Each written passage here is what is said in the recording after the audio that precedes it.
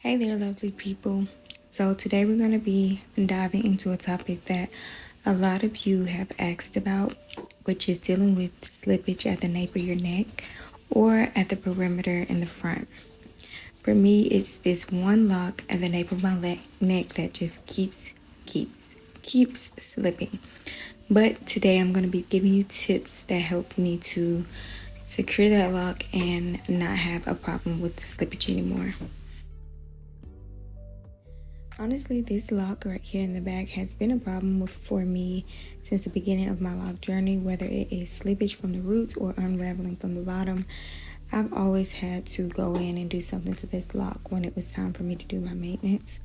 So I've had a few other problem locks, but this is like my last one that keeps giving me the problem with slippage, and today we're going to fix that. We're going to fix it, and so far it hasn't slipped anymore, and it looks like it's forming a pretty solid lock.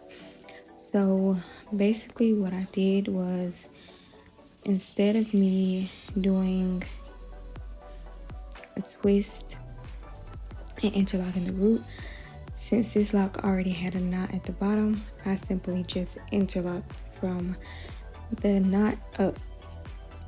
And as you can see, I tried to use a tool, but the tool was too big for this lock because the lock had no foundation, so it was too flimsy. So I just said I'm just going to go in with my hand, and I'm pretty much going to do the same thing that I would be doing with the tool, except I'm going in to create the loop with my hand and pulling the lock through with my hand.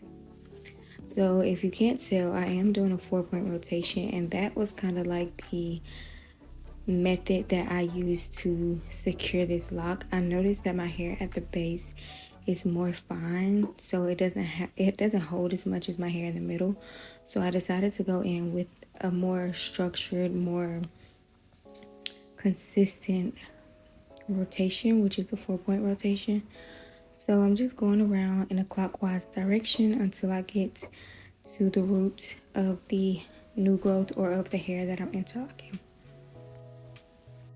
You can try braiding the lock and then interlocking, because I noticed that for a few of my locks in the front, I was able to braid them and then or just braid the entire lock and then interlock, and that helped them stay secure. But for this one, since it already had the knot at the end, I was like, I may as well go ahead and interlock this one. So as you can see, this is what it looked like for the most part. I just twisted that loose hair around the lock to make it a more smooth transition.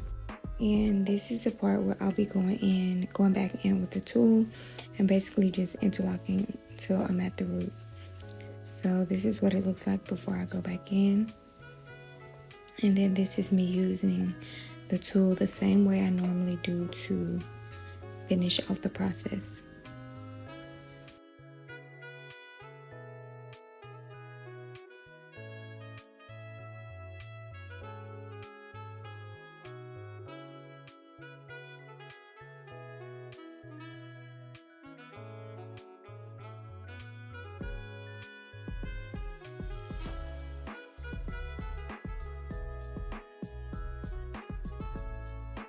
So this is what the lock ended up looking like. It looks like an actual interlocked lock, and so far I haven't had any more problems with this lock. So I really do think that this was a good idea for me to go ahead and do to help secure this lock and to keep me from experiencing slippage in the future. The remaining clips are just me interlocking my heart lock in the back. I just decided to include these clips in. There's no rhythm or rhyme, just if you wanted to see, then it's there for you to see. I hope this video was helpful for you if you are experiencing slippage at any point in your lock journey. If you have any questions that you feel like I didn't cover, then just leave them down below, and I can definitely make a more detailed video for you answering your questions. But hopefully this video was very helpful. Thank you guys for watching, and I'll see you guys in the next video. Peace.